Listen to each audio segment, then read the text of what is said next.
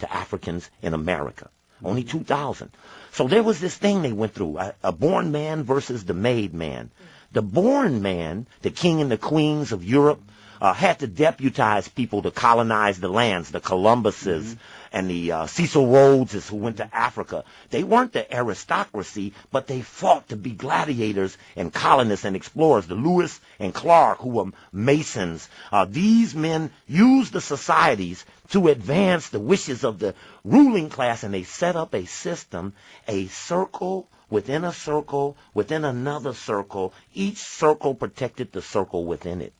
So when you look to that Boule logo, you see there's an urn. There's an animal with the wing of the bird, the tail of a lion, and it's got an urn, and it's got its paw over the urn, and it says in the history book number 2 by Hobart Jarrett that in the urn are the names of the people who are chosen to lead the state, which suggests that part of the society function is not to make known who the people of power and authority are.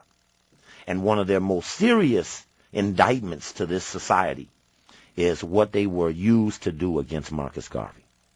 Could you explain that, please? Marcus Garvey, who began to surge for Africa, the Negro was breaking free, doesn't have a good reason to get with the white American establishment. You're right. They don't have a good reason. They're not getting paid. They just built the country, got set free, didn't get the 40 acres and the mule, got reconstructed when they began to move into the southern houses and the Senate. They got reconstructed and knocked back. So there's disarray in our community. And this is before the industrial cities of Chicago and others began to have steel and the stock markets.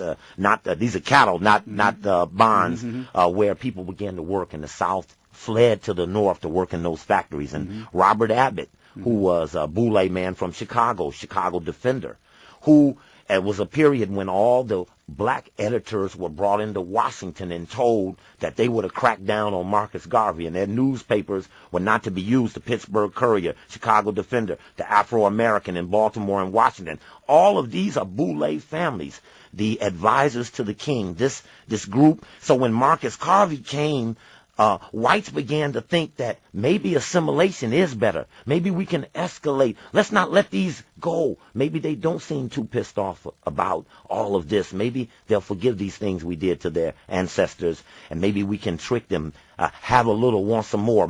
So as Garvey began to move, they began to see that a Harlem Renaissance could have been necessary, that they could then attract Africans in America into literature and science and the arts and poetry. And when he said back to Africa, he's trying to get to Liberia. So R.R. Moulton, who was a big Boule man from Tuskegee University, who replaced Booker T. Washington, R.R. Moulton became a spy for the U.S. government to coordinate the program against Marcus Garvey in America. We have declassified documents that came out in 1993. The Memphis Commercial Appeal did the story about Martin King, Kwame Ture. A lot of things came out about spying. Well, in that, which did not make the public press, when we actually filed for the documents, there was R.R. Moulton telling Von Demon at Military Intelligence, don't tell anyone what I'm going to tell you about what Marcus Garvey said last night in Harlem. And the letters marked confidential. And, of course, eventually R.R. Moulton, who went to Liberia, was given $5 million to form a committee to keep Marcus Garvey out of Liberia. He never made it. He wanted to get there bad.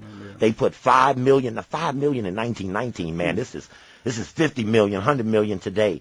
Inconceivable. And they rewarded R.R. Moulton for trying to undermine Marcus Garvey. He got the first, check this deep, he got the first black veterans hospital in the United States at Tuskegee. And then what did they give him for reward? Syphilis. Wow. You see the reward? See, he got something. Blowback. But what they got was bad, what they gave him, So let me ask you, so in essence what you're saying is that the Boule represents the buffer class, the petit bourgeois, the comprador buffer class that manages Africa's workers, peasants, students, and middle class in many ways, and are paid well for that.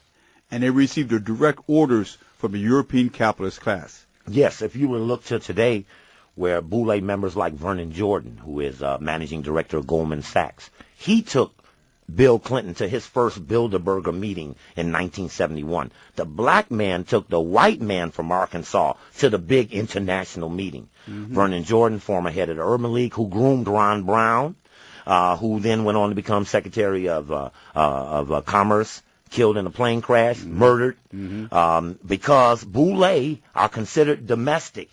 Martin King was Boule. Look at the relationship between Martin and Kwame over going against the war. You don't hear anybody in the African-centered community primarily against the war. They're basically accepting it or looking for what they try to get when whites are passing out things like, a grant here, this or that. They don't appear to be focused on that money that's being wasted, those billions of dollars. You saying African, the Afrocentric community Africans support the war?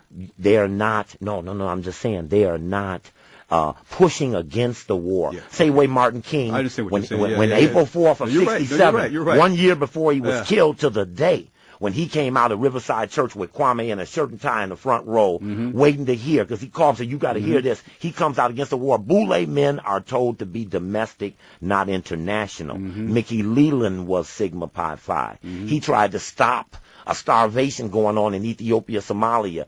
His plane crashes into the mountain. Congressman from Texas, he dies. Ron Brown, Martin King, no question. Martin King became international, and that became his biggest sin. He was financed by some of the greatest foundations America ever had to offer. But if they get beyond the defined limit, then there's trouble. In terms of young people today who are on college campuses who want to join fraternities and sororities, what is your advice? It's interesting, the movie Stomp the Yard. I thought that was an interesting attempt to try to reconstruct the options, because they are catching hell in the streets. There is a rise of Kemetic-centered, African-centered societies that are repudiations of Greeks. And this is on the rise on many of the campuses around the country. And many of those fraternities and sororities, like the American military, were finding reduced numbers. Questions of hazing and brutality. And see, that's an important thing about a secret society, is the initiation or the ritual, which is an act of submission. I would never want anyone to underestimate when someone goes on that line and they beat them or they make them do things or unusual things or ridicule them, that act is an act of submission, and that's very essential to keeping a secret society in order. How do you command that subordination? And so for today, when they're on the campuses, they see the Boule. If you look to the Boule Journal, you can look up sigmapiphi.net.